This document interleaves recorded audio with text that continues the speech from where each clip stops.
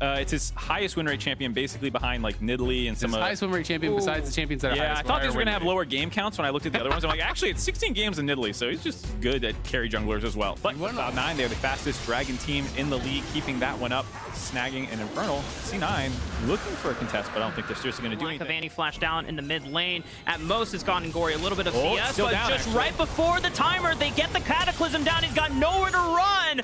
I may have jinxed it for M&S, but for Golden Guardian, time spent on doing the Dragon. XP as well. Yeah.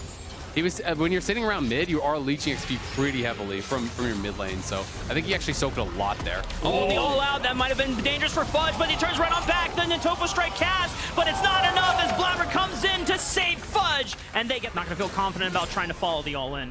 Yeah, not really gonna happen. It was good silence, gets thrown down. River though, up towards top side. Cataclysm on Fudge. They know that his flash is down, and River knows that there's no way out for that crowd. It's mythic, so Golden Guardian's looking really, really good. Yeah, putting the fleet footwork shift to work in mid lane, the fact that you get to get this free wave clear, get this free poke down, and have a little bit more sustain than the Annie. He's been isolated this whole time, up farm, and now grabbing his own turret plates while you make plays on the top side.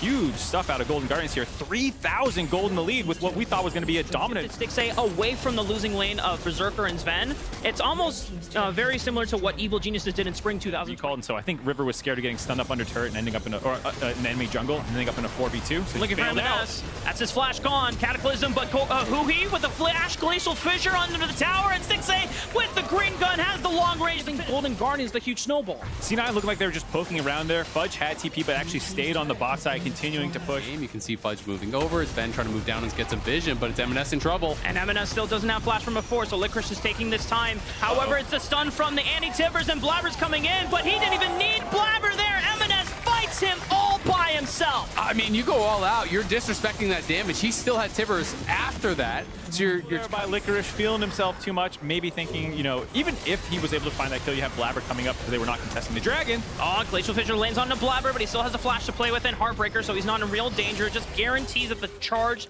goes undeterred.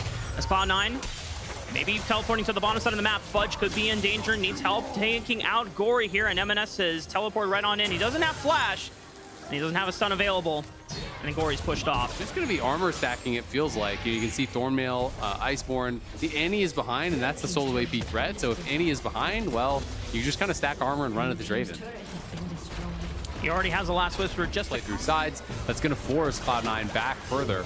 You know, make them be late to these Dragons, but they are looking for a fight now. Blabber went way too early. Yeah, and he has Flash and has Heartbreaker, but he still might be punished by it. River waits until he uses all of his cooldowns before committing with the just a two-man start here with River and Stixxay.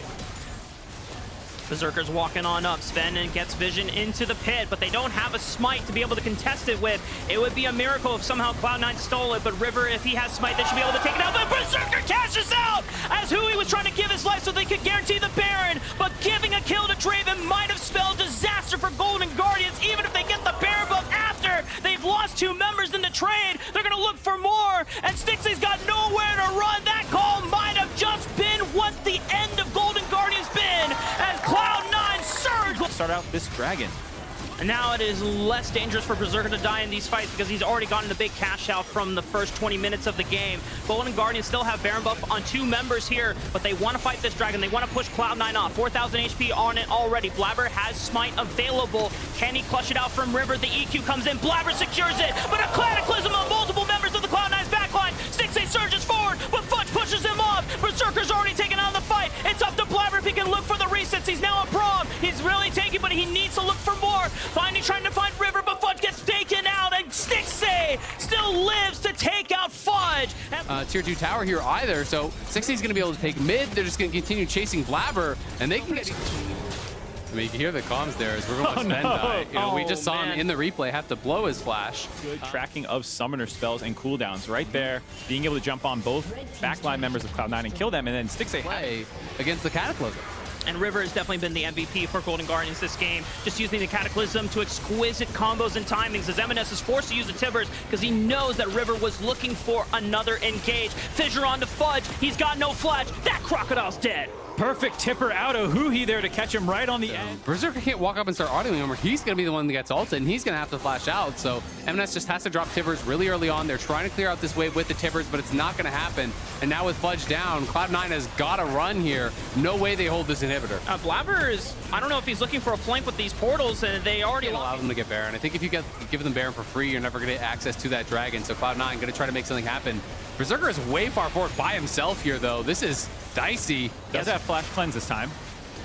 Got to be careful. I mean, it is taking a while for him to actually put damage into Licorice. It's one at a time. Blabber goes in for the steal, but it's secured by River, and the Cataclysm is going to seal M&S in his doom. Berserker's still alive. Can he carry this fight? Does he have the damage where River's just frontlining it? Gory just dodges right past him and takes out Sven, and without Sven, there's no healing for Berserker. There's no Berserker. There's no way that Cloud9 wins the fight. Golden Guardians are answering back. Golden Guardians win the game with an ace at Baron. They have a mid-wave they can meet up with, finally answering back against Cloud9. 10K gold lead, only 27 in. Cloud9 went all early game, and Golden Guardians had all the answers in this one. River playing an amazing Jarvan game, showcasing why he was so feared on this champion for so long on Dignitas. River popping the GA for good measure because he didn't even need it in that last fight. That's just how huge he was. And Golden Guardians finally answer back, showing Cloud9, you need to respect us this year.